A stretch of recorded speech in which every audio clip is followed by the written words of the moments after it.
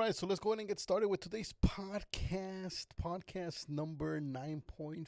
All right, why is it 9.5? Because episode number 10 is going to be a special one. As I've been telling you guys, episode 10 is going to have a guest.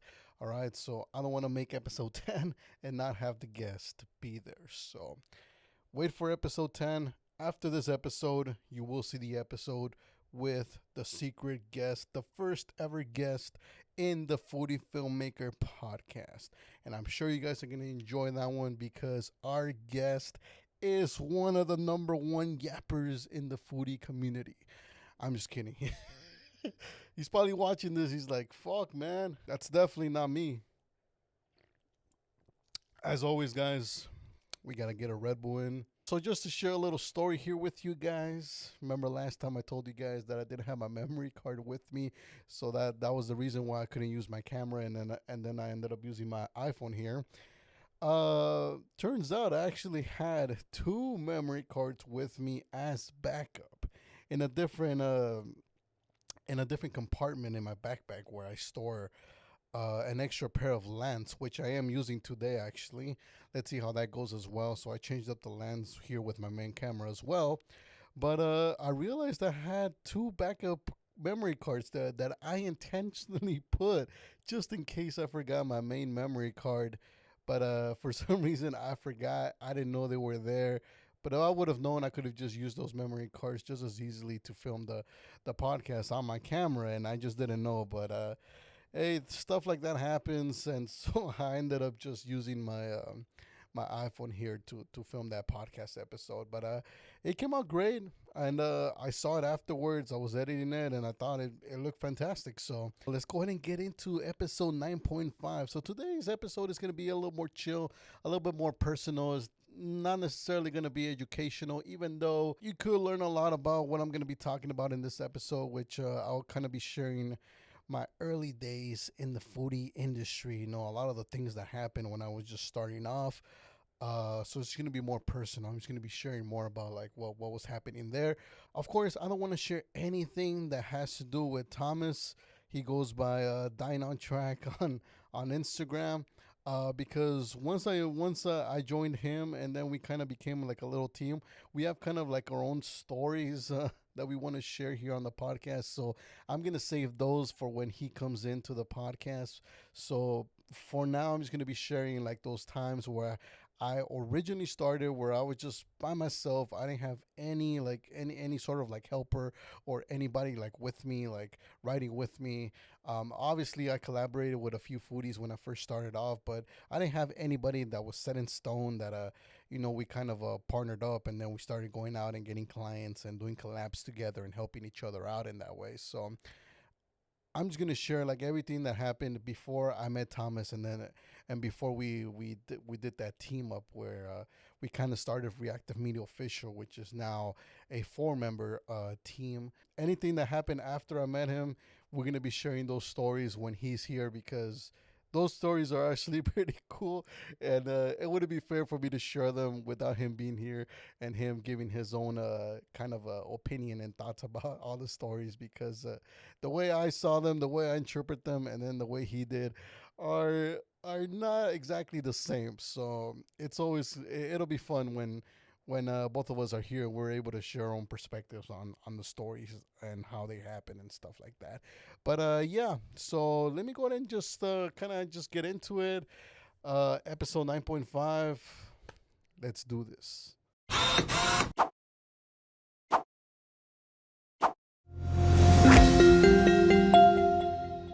get that ASMR sipping. Red Bull, please sponsor me. So the early days were actually kind of tough. A lot of people like to look back into their early days and the days where they began, and for the most part, most people have like amazing stories to share, because usually the starting point is usually like the funnest point, is the point where it's not really stressful. You kind of just starting off, you're getting exposed to all these new things, and it's supposed to be like a fun journey, right? It's supposed to be cool, like meaningful, emotional. People getting all emotional and shit, because like, oh, those were the early days, those were the good times. But I mean, looking back at it, of course, I could reframe it in a way where I could say that they were the good times, right?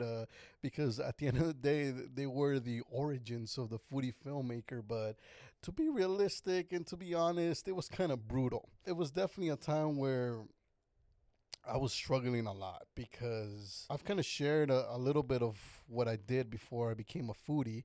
So some of you guys may know that I used to work in the jewelry industry. Actually, I used to work in the jewelry district in downtown LA, and actually in the biggest building in the biggest jewelry center in downtown LA. So it's called the St. Vincent Jewelry Center.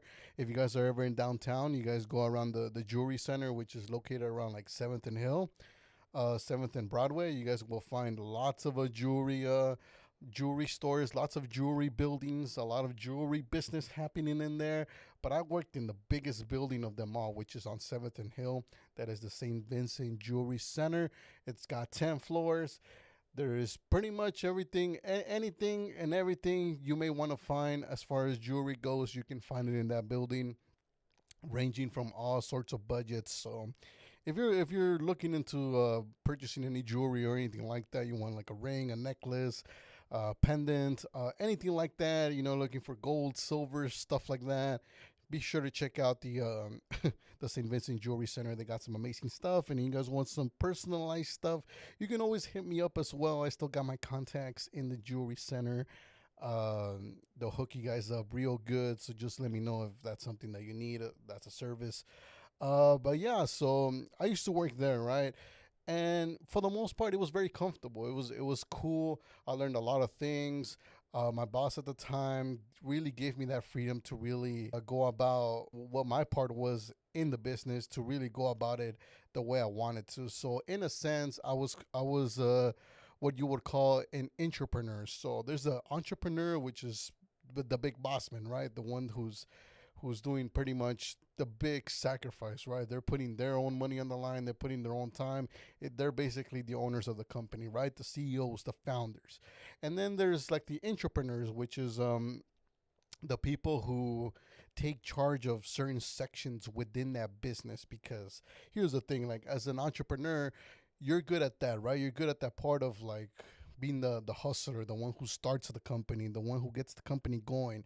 Maybe you're really good at financials, you're good at sales, you're good at negotiation. So you're good at getting the business off the ground, but perhaps you're not the best at doing the actual service or something around those lines, right? So you obviously you hire people to do that for you. And so eventually, usually with every business, what happens is that there's different departments within the business, and so you choose leaders between for all those departments, and usually that leader is what you would call the entrepreneur. So they're basically in charge of that specific section. So in this case, this was a jewelry manufacturing business. So my boss at the time, he was basically in charge of obviously running the company. He was the head of the company, so he was in charge of basically choosing who gets hired and stuff like that. So he did some HR. He was obviously in charge of the jewelry aspect itself. So basically, he was in charge of the designing the jewelry, because he was a handmade jewelry maker. So, and he still is to this day. And so basically, like he was the one in charge of like making the jewelry and talking to the clients and stuff like that. My section was the marketing part, so I was in charge of marketing the business itself, and which was a little bit, it was a little bit tricky because at the time, like I said, there were a jewelry manufacturing company. So basically, if you own a brand, a jewelry brand, right, and you have a certain, perhaps you're like a designer, so you're good at designing the jewelry itself. So there's software out there that you can use where you can design jewelry on a computer, but that doesn't necessarily mean that you have any knowledge of actually making it. So usually what happens is that you take the design from the computer and then you take it to a 3D printer, and then it prints it in wax, and then from there you have to take it to a casting company where they'll cast the piece, the wax piece, into whatever metal and stuff that you're gonna turn it into. So if that design, whether that's a pendant, a ring, or something like that, if you're gonna turn it into a 14K gold ring or something,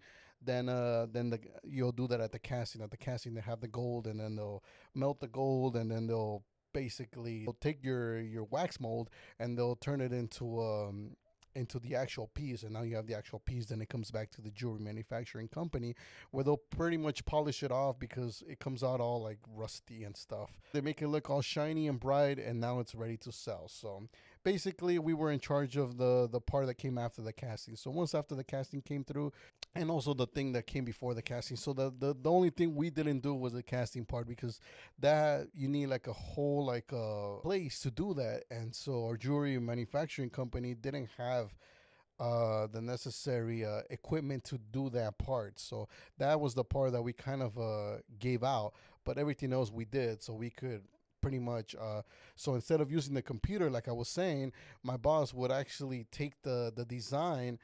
Normally what would happen is that the client would come in, and then the client would kind of describe the type of design that they wanted. And so my boss would get in, will sit in his jewelry chair and then start designing the piece by hand. Either it was by drawing it, or immediately he would just get into the wax. So you can actually buy the wax itself instead of using the printer.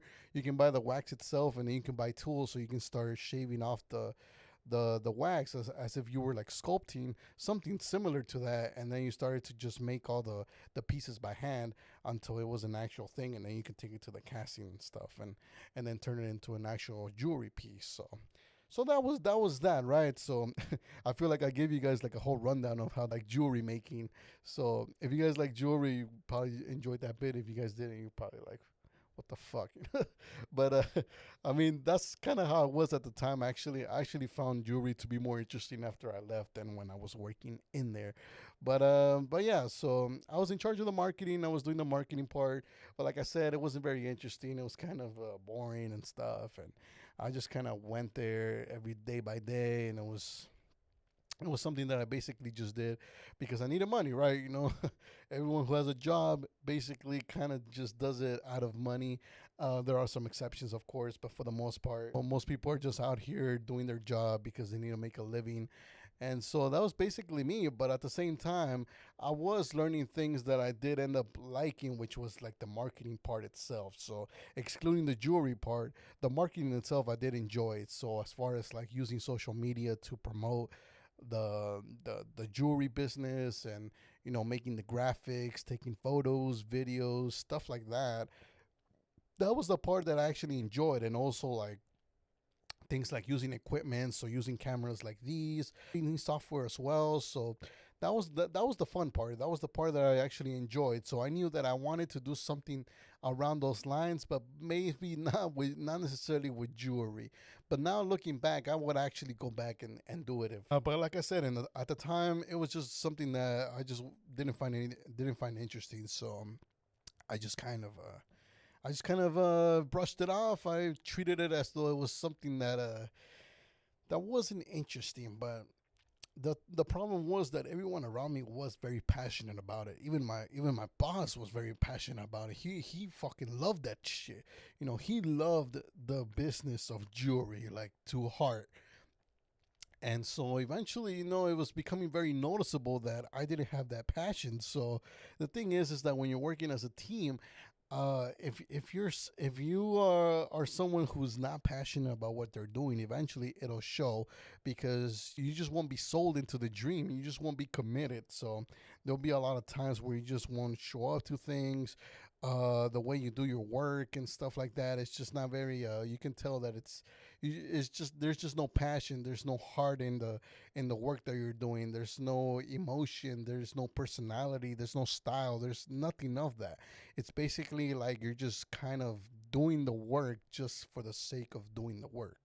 And so it actually took me around 2 years to realize what was going on, and that it was time to leave, because it just didn't feel right. It didn't feel right to continue working there when everybody was passionate about what they were doing, and I just wasn't. I wasn't happy. I wasn't feeling fulfilled, even though I was comfortable. And here's the thing: like it's something that's not. It's not easy, because a lot of people are seeking that. A lot of people love that kind of a feeling. They want an environment where they're taken care of. And that's what was going on here for me. So I was being taken care of real good. So like I said, like I got a really nice office. I got one of the best computers that I could ever use. Like I have not used a computer that good, and it was a computer that I actually got to choose. And I mean, funny enough, my degree is in IT, and then my boss actually allowed me to buy my own computer. So he said, go on Amazon, buy all the parts that you want, and let's assemble a really good computer for you so that you have the most comfortable workspace and you can get the you can get any type of work that you want done. And obviously I went nuts. I went crazy, like I think the computer eventually ended up totaling to like 5K altogether when it came, because I bought everything separately. So there was the monitor, the tower, the mouse, the keyboard, a few other accessories, cables and stuff like that. I got my own webcam. It was just crazy, I got speakers, headphones. Like it was just the setup. It was like I was like a freaking YouTuber, like a tech YouTuber. I had like a really nice desk. I had everything. I had a wireless charger. I had well, basically everything, and so anything I could possibly need, it was there for me, So it was a beautiful setup, and the pay was good. I had flexibility as far as doing. There wasn't really any timelines as far as like the work that I was doing. Basically, as long as I got it done in a reasonable time, that was good enough for my boss. And so it was good. He also took us to a lot of seminars that spoke about business, personal development, things that I'm actually really passionate about. Um, he paid for a lot of the courses that I took early on when I basically I had some knowledge about marketing and content creation and stuff like that, but yo, he bought like really expensive courses for me so I can learn all these things that I still apply to this day, which is why I tell a lot of people that actually want to succeed and want to get better to go and put in the time, not only put in the time as far as practice goes, but put in the time to educate yourself. So read books, take courses, do whatever it is that you can do. Obviously, I'm not telling you guys to go and buy these expensive courses, because some of these courses, some of them are good, some of them some of them I would say that they just weren't worth the money. So some of them I was like, damn, thank goodness I wasn't the one who paid for that, because that course sucked. So, because some courses are just meant for you to buy the next course and the next course and stuff like that. So they kind of just like, it's kind of like that's the way they do business. So they get you to buy one course, and then they purposefully leave something out so that you buy the next course and stuff like that. And like eventually, like they want to take you through a series of like steps so that you buy this thing and then you buy this thing, and it's kind of like a sales process where it's a funnel, what they call it, a sales funnel. So eventually they want you to buy like the highest tier thing, which is either it's like a really big event that they want to bring you to, or maybe they want to get you in a one-on-one consulting call, which those tend to be pretty expensive if you if you hire a really good business person who you want to get coached by through the phone.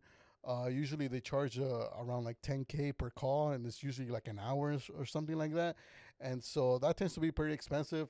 Obviously, I have no idea if those work because I've never had 10K to spare for a consulting call. I've had consulting calls, but they definitely weren't that expensive. They were definitely much cheaper. Boss really took care of me real good. I mean, he bought me lunch here and there as well. Any sort of traveling that was involved, obviously the expenses were covered, and it was mostly my boss taking me around wherever it is that we needed to go. So sometimes we needed to film like outside of the office, so we would do that, and it was just great. It was a good time. And like I said, for many people out there who are looking for jobs and who are working at a job, this is pretty much like their dream job. This would be a job that most people would want to have, someone where their boss would take care of them all the way to the max. Like for me, I felt like I needed more. Like it just wasn't enough. Like just being taken care of wasn't enough. I felt like I needed to do something for myself.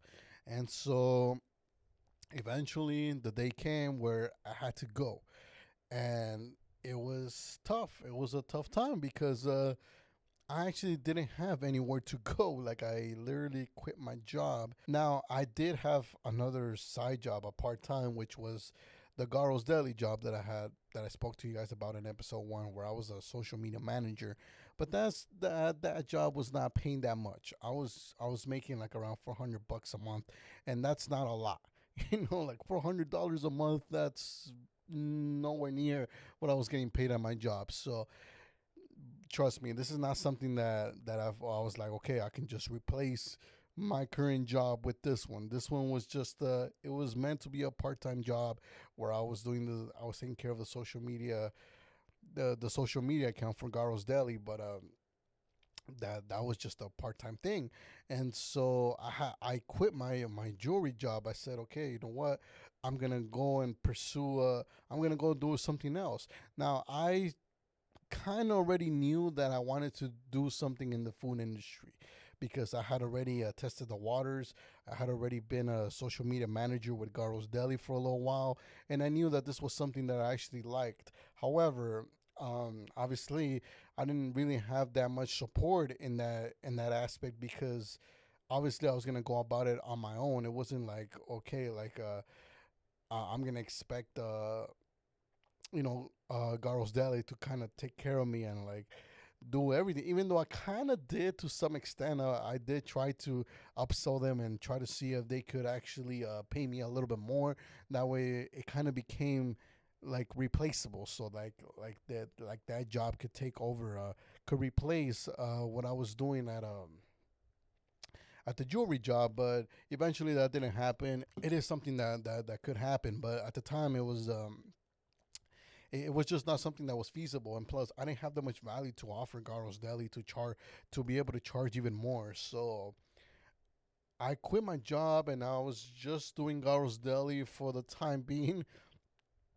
And it was brutal because I didn't really have any money. I was just like kind of just I was doing Garos and I was trying to eat as many sandwiches as I could there, but it wasn't the funnest thing ever. Eventually, I started my own page where I started to go on my collabs and stuff.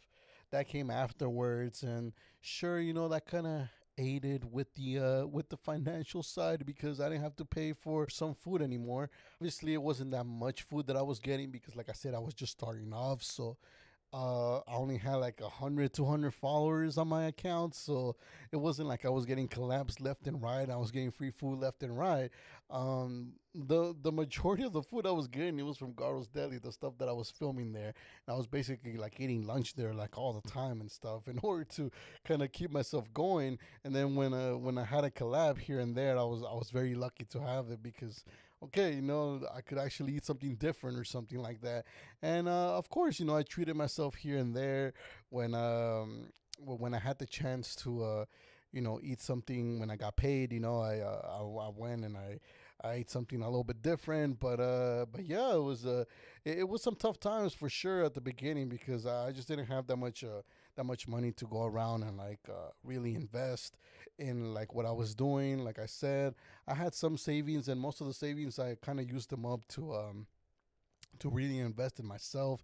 So it was like things like travel to go and do certain collabs that eventually paid off because obviously when you do a collab, you have the opportunity to create content. Once you have content on your page, the more content you have on your page, then the more that you have more to show. So then once you approach another place, another restaurant, then they have more to see. And if they like your work, well then you're able to get more collabs here and there. So at the beginning, that's where most of my investment was going. Some of it obviously went into education, so I was still kind of reading books and kind of going a little bit more hardcore. I was taking a little bit more seriously now the business side because at the time, before when I was in the jewelry job, I did study a little bit of business and stuff like that, and I do have a degree in business as well. But I had never taken it seriously because up to that point, I always had a job, so it never really I would study it, but I never really took it that seriously because I didn't have my own business. I wasn't going about making money all on my own. I always had someone there, like a boss, who would take care of me, who would take care of that part of that part of my life where I could just take care of just doing my job and doing what I was told. But now I had to come up with things to do So it was a little bit different. It was a different mindset. So obviously I had to, educate myself a little bit more, take things a little bit more seriously. But yeah, so that's pretty much what was going on there. And for the most part, it was pretty brutal. Like I said, it was just more like a studying, editing, trying to get through all this. And then eventually I was trying to get more clients, and it was kind of tough because um, there was a lot of places that just turned me down because, like I said, I didn't have enough followers. I mean, my pitch was all right, but I didn't quite know what I was saying, and so I believe the business owners could see right through me that I was kind of nervous, and I had no confidence in myself. So they would be like, "Why are we gonna give this guy our account when it doesn't look like he knows what the hell he's doing? He doesn't look very confident as far as like what he's promising here." So obviously, a lot of the places did turn me down, and they told me that they didn't want the social media management, even though I was offering the social media management at really low prices. They still wouldn't take it because I was just very like nervous. And also obviously I was very needy at the point because like I said I was kind of struggling. So obviously like I felt the pressure, like I had to get the places because if not, then I would be at a point where like eventually like I would have to stop doing this. And here's the thing, obviously I had skills, I had knowledge, I had skill sets that, of course, if things did go south, like really, really south, I could just end up going and looking for a new job, right? But the thing is that I had already been at a point where, like, I knew that I just could not go back to a normal job. Like, it would just not work out. I kind of felt it. Like, after this last job, I felt like, okay, like, it's not gonna get better than that. As I just told you guys, like how comfortable that job was. If I wasn't able to be satisfied with that much comfort, where I basically had everything I could at my disposal, if I wasn't happy enough with that, like I just wasn't gonna be happy at a job at all because I really doubt I was gonna find another job where they would take care of me like that. Um, and so I was like, I need to make this work because if I don't, then I don't know what else I'm gonna do. So I basically was very committed to making this work. Then did start getting a few clients, but then like the clients were just bad. Like they would just only sign up for like a month or something, and then they would drop me, or like they wouldn't pay me. That was a big one too because like I'm like, yo, like I'm struggling, and then like they're making me do all this work, and I'm invested. I'm thinking that okay, I got some clients, they're gonna pay me and stuff, and at the end of the day, like when it comes time to pay, they're not paying me, and like I was just like nervous, like most of the time. Like it was a little bit tough to sleep at night sometimes because I was just thinking about like what if they don't pay, like I've already invested all this time working on their pages, doing their content and stuff like that, only for them not to pay me and stuff. And so I was like, yo, I could have been doing something completely different here. I could have been doing something else with this time, but instead I invested it here, and now I don't even know if this client is gonna pay me or not. So it was a scary time for sure. I was just like, what am I gonna do if they don't pay and stuff like that? And so it was just a lot of that. It was a lot of stress in that sense, and the one advantage I had when I just started though is that I was using a camera like this. So right now I'm using a DSLR camera to record this podcast, and this is the exact same camera I was using when I first started. So because it is the same camera that I was using when I was working at my jewelry job, so I had some knowledge already operating a DSLR. So I basically brought that into the foodie industry, and the reason I did that was because not a lot of foodies were using DSLRs when I had just started. So I felt like I could make a difference by coming in with a DSLR.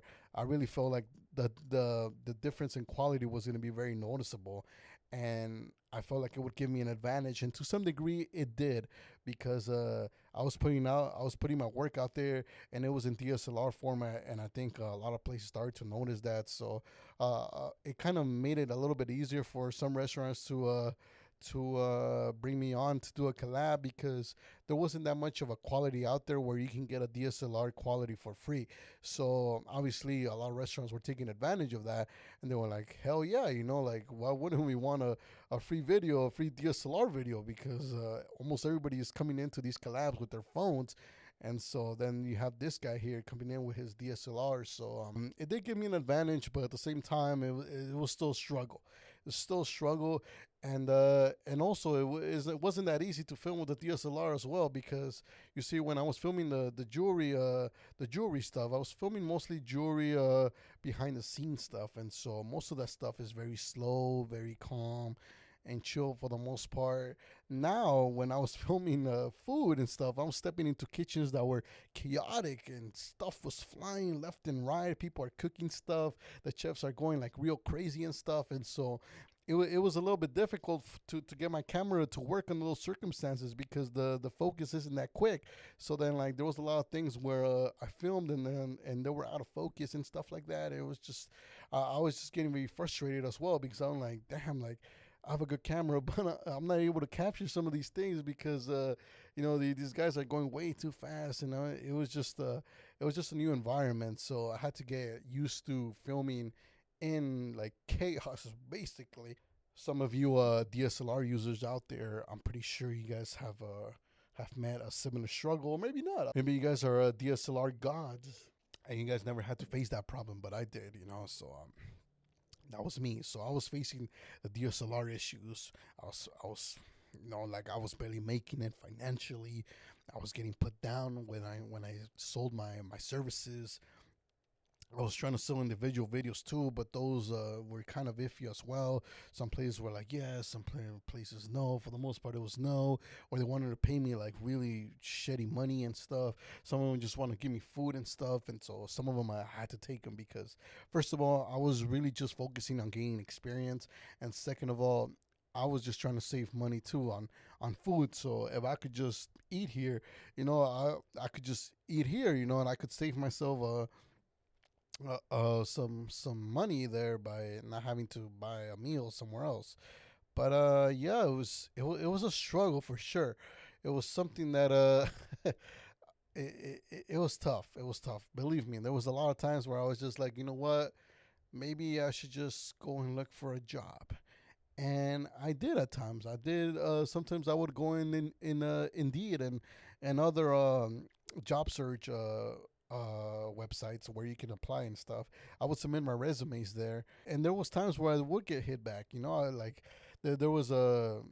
So some of you guys may know, but I do have some barista experience. So I did apply to some coffee shops to work as a barista again, because that was my first job, and I was very good at it. And it's something that's easy too. If you're a barista and you have experience, like I do, I have experience, especially if you know how to do latte art and you know how to manage the entire store.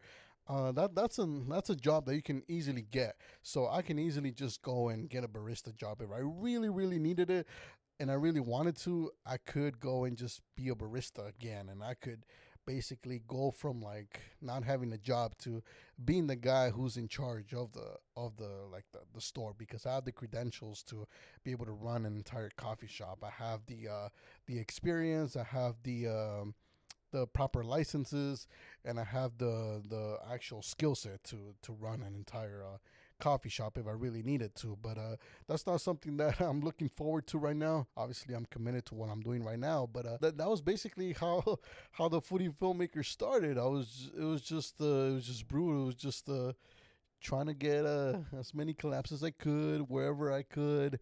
Trying to make money here and there, and obviously, as I've shared with in some of my previous episodes, I had to go through some clients that were not exactly the best clients, but I had to do what I had to do in order to make some sort of money, in order to keep myself afloat. Of course, you guys may be wondering what kind of content I was making at the time. So my content was basically more of like behind the scenes. So there wasn't really like right now, if you see my content on Instagram, you guys can go follow me over there at the Foodie Filmmaker. You guys will see that my content kind of varies now. So sometimes I do videos where I'm there. I'm eating the food. Sometimes I'm talking. Sometimes I do like a trendy video, and obviously sometimes I do the behind the scenes stuff, and sometimes it's a mixture of everything in one. But in the beginning, it was just all behind the scenes, so I never really had any intentions of showing myself, even though I had been on camera before. Like I said, I had a podcast before I did this podcast. And in case any of you guys are wondering, and any of you guys want to check that podcast out, you can still check it out. It's still on YouTube. Actually, I don't manage the YouTube channel anymore, but I did when I was working there. But if you guys type in on YouTube, Develop Your Mindset Podcast, you guys can go and check that out. The YouTube channel is still there, and then you can find all the episodes are there. We did 100 episodes in total.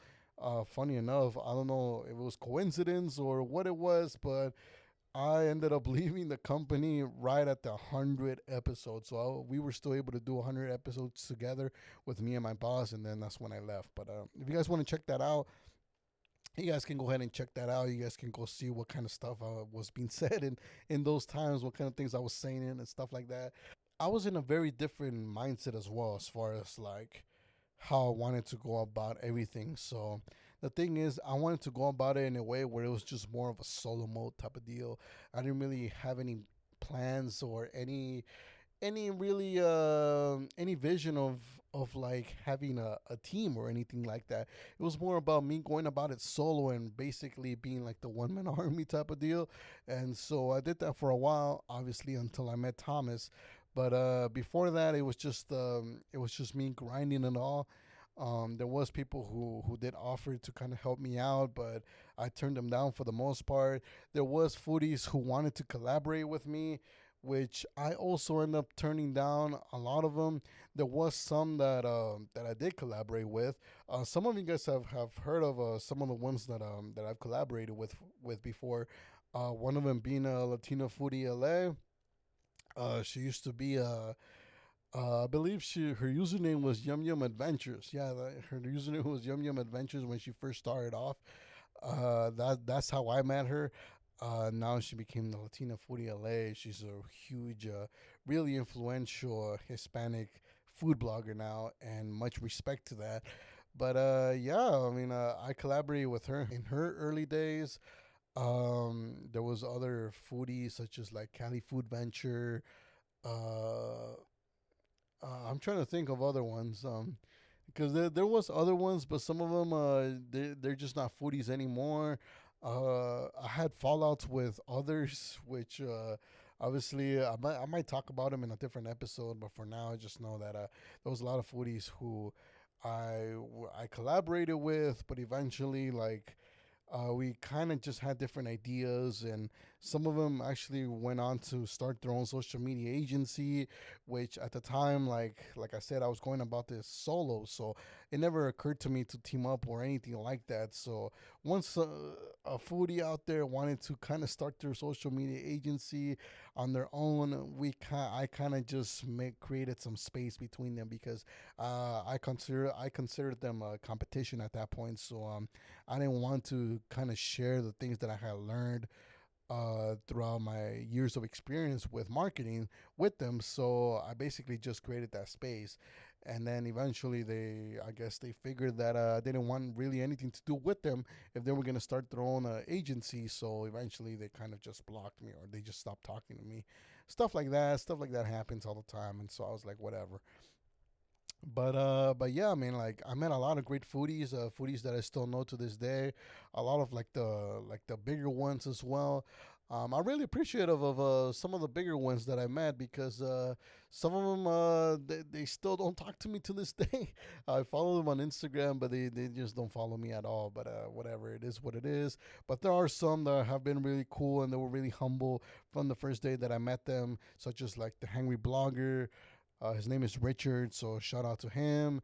There's Mr. Big's Menu, OB Eats, and there's definitely other ones. I'm trying to think of other ones. Anyway, there was a lot of like big ones that I met early on. They were already pretty big, and now they're even bigger. But yeah, so they were very humble. I learned a lot from them. I've even done business with most of these, as I've had them come through to some of my clients to do collaborations with. Another one, Raina is Crazy, and so on and so forth. So there's a lot of cool foodies that I met along the way. That was basically how everything went. I was just basically trying to grind it out. I was trying to meet the biggest foodies as I could, and it was never like me chasing clout or anything like that. Because I feel like a lot of foodies out there, like they go about their collabs and then they go about like wanting to meet their the bigger foodies and stuff, but it's mostly just to like take a picture or like for clout. You want to show off the fact that, oh, I met this foodie and stuff like that. Like for me, it was never really about that. For me, it was really like there are a select few that I wanted to meet, and I'm very happy that I met them.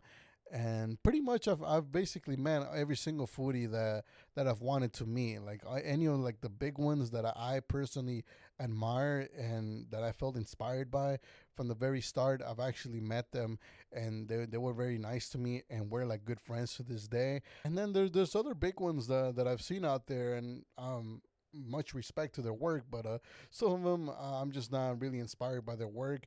I feel like some of them, some of the bigger ones, I feel like I don't even know how they got there to begin with, because I look at their content, I'm just like, oof, I don't know what you did. You probably did some really good networking, and I don't know how you managed to get those that follower count. But much respect to you if you put in the work to get those followers. Much respect to you. But I personally like. There's only certain ones that I respect, and those are the ones that I would actually want to put in some effort to meet them in person. But there's some that they're big, and even if I were to see them in person, I don't think I would care much, because like I said, I'm not really into that whole clout thing or wanting to just take a picture with them just because they're big foodies or stuff like that. I don't really care, to be honest. I care about meeting the foodies that I actually feel inspired by, the ones that I feel like are making an impact, the ones that create unique, cool looking content, and those are the ones that I will actually feel admired by, and that I would actually feel good about meeting. And so I've met those, I've spoken to them, and obviously they've shared some stuff with me that I've obviously applied with my own journey as a foodie, and so very appreciative. And so that's basically it, like that's basically how it all started. It was a rough start, but here's the thing: like, if you're considering being a foodie, or you just started being a foodie, you have maybe like 1 or 2K followers or something like that, or maybe like you're under 1K, you only have like 100 or something. Just know that it's definitely something that's fun and that could bring a lot of value into your life. Obviously, I was pursuing this more on the business side, so now I have a social media agency that I'm a part owner of, Reactive Media Official. Never planned in calling it like that. That was actually Thomas's idea to call it that way. But I did, in some shape or form, I did have a vision of creating a social media agency, and I knew that I wanted to partake in some way, shape, or form. And the one way that I felt like I could contribute with the most was with content creation, because that is the part that I'm most passionate about. And so I'm very happy that that came to fruition. I recommend anyone to kind of leave their job, to kind of start to leave their comfortable job in order to start something like this. Absolutely not. I feel like I could have gone about this in a more safer way, where I didn't have to basically drop my job and go through all this struggle of like barely making it and trying to find a collab so I can save up some money on food and stuff. It's definitely a tough way to get yourself going. And so this journey, being a foodie, is supposed to be fun. It definitely wasn't in the beginning, even though I did enjoy filming and stuff. It wasn't like the most enjoyable. That actually came like really much after, where things were good. I was doing good already financially, and that's basically where I am right now. And some of my closest people even ask me like why I still do collabs, because now I actually have more client work than I have collabs. I don't even collab as much anymore, even though I would like to, and I still do. Whenever I have the chance to, obviously I'm gonna jump on a collab, because here's the thing, like I know what it's like to collab under stress. Like I said, when I was just starting off, collabing under stress is not the funnest thing ever. So I've always wanted to collab from a place of like actually being of service, from a place of where I could deliver value. And that's really where I am right now. Like, I actually want to put out value to all those restaurants and stuff like that, which is why when I go and I do my collabs, I for the most part don't charge, unless of course it's like very very far or something like that, or it's there is some inconvenience. Then I will charge just because I gotta get through. Obviously, if it's far, I need to get some sort of transportation, either a Uber or I have to hire someone so they can drive and take me there or stuff like that. And so it can be a little bit tough. So, but other than that, I mean, like I'm more than happy to help. And even if I charge them, I usually just charge them for transportation fee. I never really charge for like the making of the content itself, because I do it from the heart. Like I said, I've always loved this, which is why persist and really have some endurance in the beginning, because I was passionate about this. I knew this was something that I wanted to do in the long run, and so I knew that it was just a matter of time. And I knew that if I just kept going at it, and I believed in myself and I believed in the process, that eventually something good will come out. And I'm happy that it did. Would I recommend any other person to go about it this way? Not necessarily, because like I said, it's not the safest way, and it's not something that's guaranteed. Just because you put all your eggs in one basket and then you go all in, it doesn't mean that it's going to work out. This could have gone sideways real quick, and me and you wouldn't be having this conversation. This podcast would not be happening at this moment, and who knows, I would have never became a foodie. Would have dropped this real quick, and I would have gone to do some other thing. I would have gotten myself a real job, perhaps. Who knows? Maybe I would have gone back to my jewelry job, and I would just been like, you know what? That was a mistake. Oops! Please take me back. Let me go ahead and take my job a little more seriously, and just stay here and stay in my comfort zone and not get out of there, because I definitely don't know how to do anything outside of this. And that could have been a route that could have happened, but it didn't happen. I persisted. I kept going at it, and of course, I'm only sharing the struggles that happened. Like I said before, I met Thomas. Obviously, after I met Thomas, obviously, the stress kind of eased up a little bit, because now it wasn't just me going out there and selling the services just on my own. Obviously, I had someone that could help me out. Now, obviously, we were able to share the profits, but yeah, but even then, there was still some hardships that happened between when me and Thomas were going about it on our own and stuff. So I can't wait to share those with you once the episode with Thomas happens. But yeah, it was just a really a journey of hardships, and like, yeah, it was a lot of hardships, but yeah, I'm very happy that we made it through, and I'm very happy to everybody who helped me out along the way, whether that was through just telling me to keep going. A lot of like foodies out there who told me that I had potential and that they believed in me. There was lots of business owners who told me that that was really good, and that I had what it took to become a really great foodie and a really good content creator down the line. And eventually, it got to a point where like it's just kind of the common thing now, where a lot of foodies, business owners, and a lot of people just praise the work that I do. They can tell that there's a lot of passion into it, and I'm very happy, because that's really what I want to reflect at the end of the day. I want people to see that. I want people to see that not only do I have great content, but I have content that you can tell there's a lot of pride, a lot of heart that went into it, because that's what I do at the end of the day.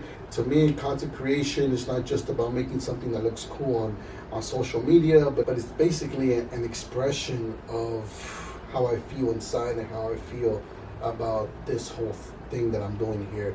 And the same thing applies here for the podcast. As you can see, I mostly try to talk from the heart. Like I said in my, I forgot what episode I said. Oh yeah, it was the previous episode where I told you guys that I don't script any of this stuff. I don't have like bullet points or anything like that about like what I'm gonna be talking about. Of course, I have a general idea. Like I choose a topic beforehand, and I kind of just bounce ideas in my head before the day before. But when it comes to actually recording it here, it's just me here talking to you guys and really sharing the stuff that I share from the heart. Whether that's just me being personal with you guys, or it's an educational podcast where I want to really share something with you guys that you guys can learn from, and you guys can apply it into your own journeys. And so the thing is with this podcast, at the end of the day, it's really my goal to share as much as I can with you guys, so that you guys don't have to go through the same hardships that I went through when I just started, because I didn't know what I was doing. I was basically just figuring out this all on my own. Like I said, I was very into my solo type of deal. Thomas would always call me the Batman, because I would always want to be Batman, right? You just don't want to have any partners. You don't want to associate yourself with anybody. You just kind of want to go about it all on your own. And at the end of the day, you can only do so much on your own, and it's good that you have that mentality to some degree when you're just starting off, because you can accomplish a lot on your own. It's not like you need a team in order to accomplish great things. However, the things that you accomplish all on your own will never surpass the things that you can accomplish as a team. So as a team, you can accomplish even bigger things than you ever would all on your own, because like I said, there's really a lot of value in having a team. And now that I have a team, I can see the value that having a team really brings, because now you can all work in unison, and everybody can kind of work off each other and help each other out, really, and push each other in order to become even better and really get the most out of everybody, and really understand everybody's strengths and weaknesses, and be able to ping off each other and be able to support each other as far as like who has strengths and who has their own weaknesses and stuff like that. So that's basically it. That's episode 9.5. This one, like I said, came from the heart, and as I can tell, this one went on for quite a while. Like it's gonna be quite a long podcast here, quite a long episode. Man, I finished the whole can in the whole episode. I might need to go get a second one, to be honest. I do have a second one, though. I'm not going to get it right now, though. But this has been episode 9.5. As I said, this could have been episode number 10, but it's not, because episode 10 is going to have our special guest, which you will see in the next episode. Thank you everybody who watched all these 10 episodes. We got 10 of them in. Technically 10, even though it's not the 10th. Actually, technically 11, because episode 1 had to be recorded twice. So technically, you could say we've been 11 episodes, but we're going to keep it straight here. Episode 9.5. The most personal one out of all, even a little bit more personal than episode 1, I believe. But yeah. All these 10 episodes, I really wanted to be the one to choose them all. Now, from moving forward, I will be making polls. And if you're watching this episode right now, you made it up to this point, I really want you to share with me any topics that you would like me to share with you guys in this episode. If there's something that you want me to teach you guys, any experiences that you want me to share, any thoughts you want me to give you on a certain topic, anything like that, just let me know. Either you send me an email to the email down below, or just send me a direct message on Instagram, on TikTok, wherever it is that you know me from. Just send me a message, send me something, and let me know what kind of topics or anything you'd like me to discuss in this podcast. I want to get you guys involved as much as I could. Obviously, we're going to have our guests coming in for the next episode, and after that, I want to have guests coming in consistently. So if you're interested in being a guest here in the podcast, I will bring you guys into the podcast studio, and then we can discuss certain things. Definitely for that one, do let me know. Send me an email. You could also direct message me, but I would prefer if you send me an email. Send me an email with your username, however you go by on Instagram and on TikTok, and let me know that you're interested in being a guest in this podcast, and then send me like a short brief as far as like why you want to be on the podcast, and basically just letting me know like why why you want to be on the podcast, and like what you would like to share on the podcast, and then we can go about like setting up scheduling a day if it's approved. Once I see your profile, once I kind of see like what kind of what kind of information you want to share on the podcast, we can go about scheduling something and making it happen. But yeah, thank you again. Thank you so much to everybody who's tuned in. This has been episode 9.5, and I will see you in episode number 10, where I will be having the guest. It's gonna be exciting, so I can't wait for you guys to see that one. I'm excited as well. Actually, I have no idea how that one's gonna go. I hope it goes good. I hope there's no like mistakes, because obviously we're gonna have a guest in here, and our guest, is a busy guy. Is a busy guy. Just to let you guys know, I'm gonna give you a little tease here. It is a guy, but our guy here, our guest, is a very busy guy. So if things were to go wrong that day, I'm not sure when I could bring him back in here to redo the session. So I'm really gonna have to nail that one on the first try. So hopefully everything goes well. You guys can be able to watch that episode. But yeah. Other than that, thank you so much for tuning in. Thank you so much for watching. Thank you so much here. And yeah, I'll see you guys in episode number 10. Make sure you subscribe to the YouTube channel. Make sure you follow me on Instagram, TikTok, everywhere at the Foodie Filmmaker. See you in the next episode.